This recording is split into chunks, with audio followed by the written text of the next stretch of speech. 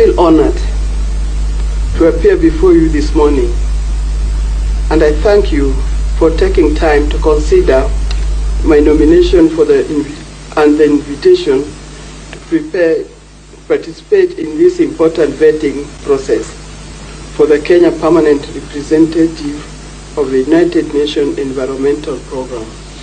It was not just a parliamentary appearance. It was a statement of legacy. It was a moment of reflection and a reminder of a woman who has walked through Kenya's toughest political storms with quiet strength. I thank His Excellency, the President, William Samoei Ruto, for the trust he has placed in me by nominating me to serve our nation in this important global diplomatic role. When Odinga appeared in Parliament, the atmosphere shifted. Members listened, the country watched, and her words carried weight.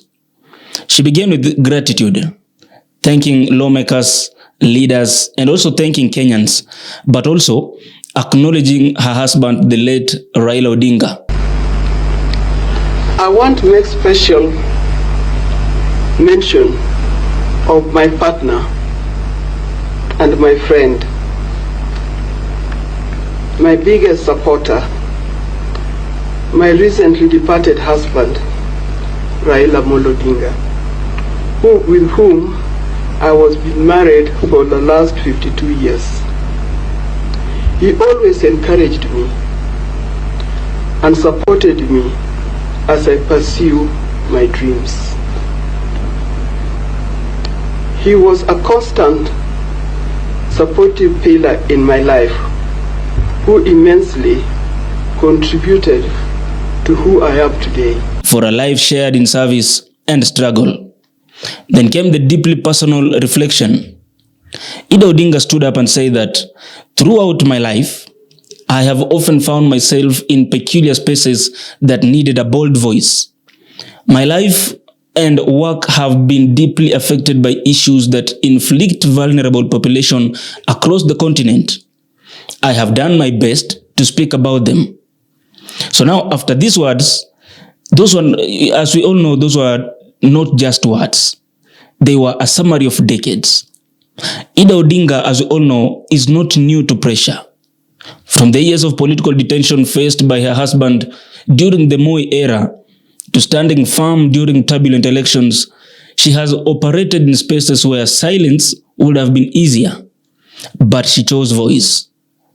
As an educator by profession and a long-serving public figure, Odinga has consistently focused on some issues, including girls' education, nutrition programs in marginalized regions, women leadership, youth empowerment, social justice advocacy. She has also worked closely with continental and global initiatives championing maternal health, anti-child marriage campaigns, and economic empowerment for women. For most of my life, I have often found myself in peculiar spaces that needed bold voice. A voice to speak for those unable to speak for themselves. A voice of reason and reconciliation during critical make or break moments in our nation and in our continent. And just like the biblical example of Queen Esther, who did not stay silent but spoke out when it mattered and saved the whole nation, my life and work have been deeply affected by issues that inflict vulnerable populations across the great continent. I have done my best to speak out for them, all the platforms that have presented themselves to me.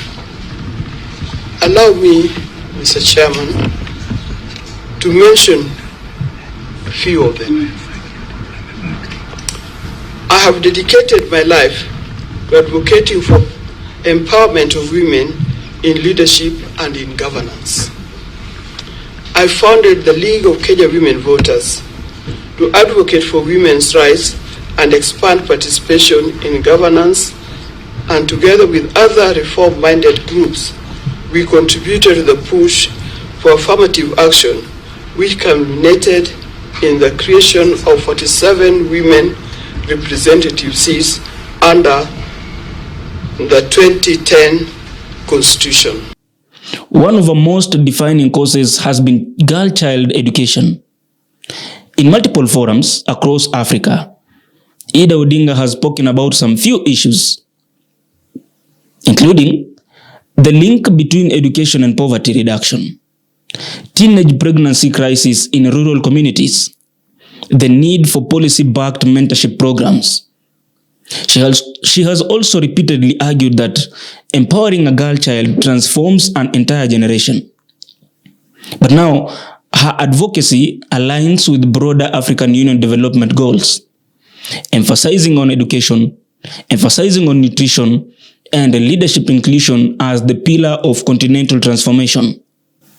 For decades, their lives has been intertwined with Kenya's political history, from detention years to reform movements to constitutional change. Her statement also signaled partnership, not just in marriage, but in national service. Observers also noted that her tone carried gratitude, resilience, and subtle reflection on sacrifices made. And her appearance in parliament comes at a time when Kenya is debating about governance reforms, youth unemployment, gender equality gaps, education funding. Ida Odinga's presence was symbolic, a reminder that beyond rallies and political rivalries, there are long-standing voices advocating for structural change. Her words also echoed across the chamber that peculiar spaces require courage, that vulnerability demands advocacy, and that leadership must serve those at the margin. From the classrooms to continental forums, from turbulent political seasons to parliamentary halls, Ida Odinga's journey reflects endurance, advocacy, and conviction. And as Kenyans navigates its present political climate, her message is very clear. Bold voices still matter. That is the message for today. But remember, this is always Havana Media, where we go beyond headlines and into legacy. My name is Odur Billy. Make sure that you stay informed, stay inspired, and stay with Havana Media. Until next time, stay tuned for the next episode.